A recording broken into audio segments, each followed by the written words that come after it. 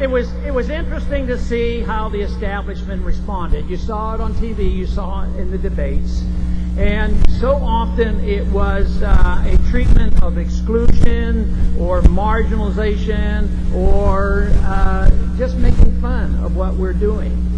And I think that didn't surprise me one bit. But you know, one thing that, you know, when things like that happen, we need to turn them around, and there wasn't much effort needed to do that.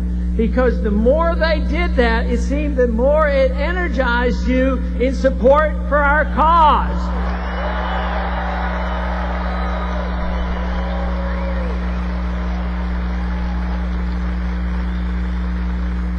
We have also noticed that those in the establishment aren't very anxious to welcome us in. Even though our numbers are growing, we respond and appeal to young people. You would think that they would welcome us. And yet, on occasion, a few of you may have been exposed that sometimes the rules get bent. Sometimes the rules are even ignored. But you know, in another sense, government power really wants to protect itself. So they will use power and force. Not only in politics will they bend the rules, but really in society as well. They will break the rules and break the laws, and they're even known to illegally invade premises to find out what people are talking about in case they're talking about politics. That is not very good.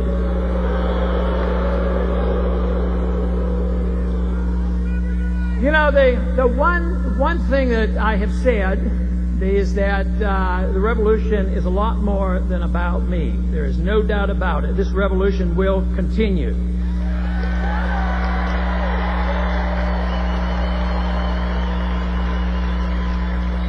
But I would like to think that the campaign and our efforts together have done a whole lot to speed up the revolution that was destined to come anyway.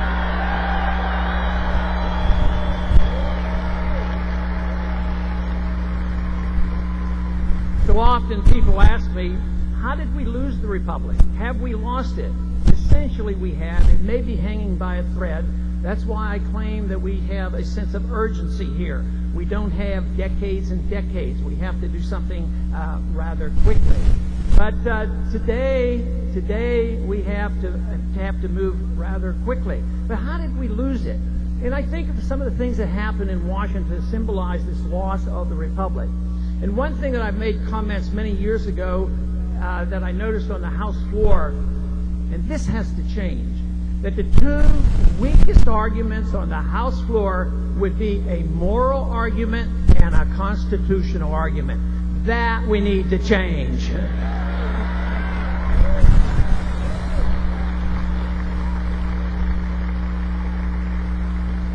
Another attitude that we must change, and you've heard this said many times, that if the government gives us a tax cut, they have to be cautious because that is written off as a cost to government. How could that be? That is the assumption that the government owns us and owns the fruits of our labor, and what we get to keep is done at the permission of the government, which proves the point that even a 1% income tax is morally wrong because it sows the seeds of destruction.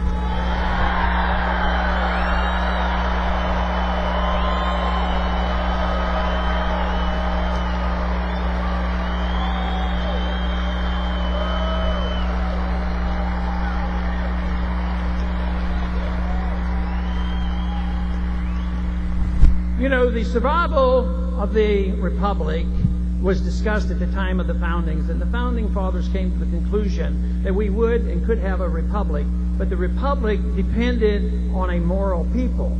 So we complain a lot about the government and all that is going on, and we blame this person or other person, but in a way, it is a reflection of the morality of the people. So in doing this, we have to understand the morality of the law and the morality of what we do. So if we are not a moral people, a perfect constitution cannot save us. We don't have a perfect constitution, but we have a real good one. But the fact that if we have people who ignore it, it won't serve our purpose. So you have to have a moral people and a system of government and moral politicians who represent us.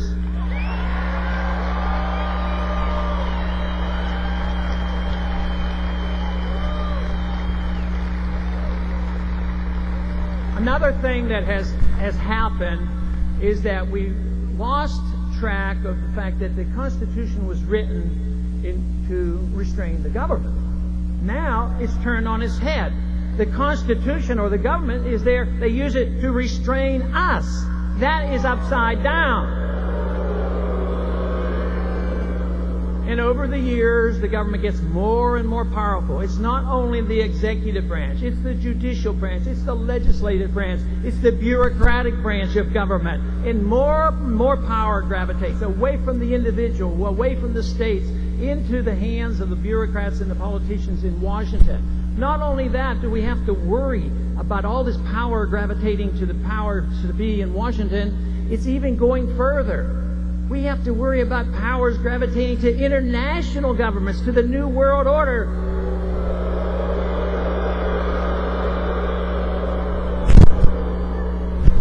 That of course, would have to be reversed as well. But another thing that happened over these many years that have allowed us to slip away from the Republic and the principles of liberty is we came as a nation to believe that a person needs are essentially rights. If you need something or want something or demand something, that does not give you a right to it.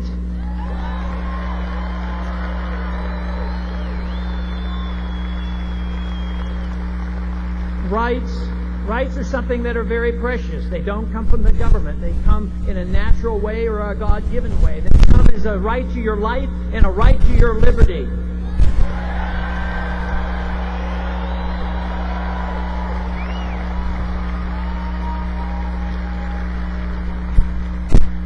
I believe the trends in the school system over the last many decades has been detrimental. And it hasn't been one party. Even in the 50s it started with the federal government getting involved.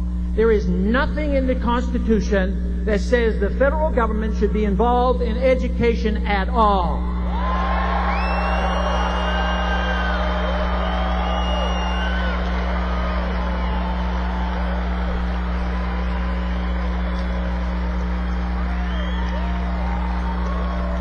So we've had a system of government that has been encouraged by our school system. The economics taught in the school system is never free market, Austrian hard money economics. It's always Keynesian soft money economics that are wrong.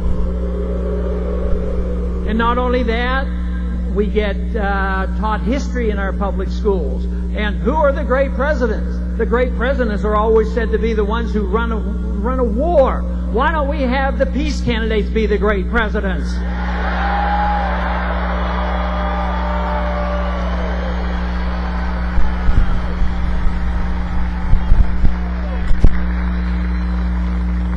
Something else has happened over the many decades, and that is our confusion on what patriotism is all about.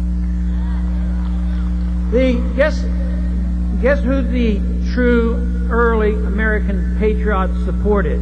They didn't support the current government that they had, and yet today they want you to believe that patriotism means that you support everything the government wants. A true patriot defends liberty and the people.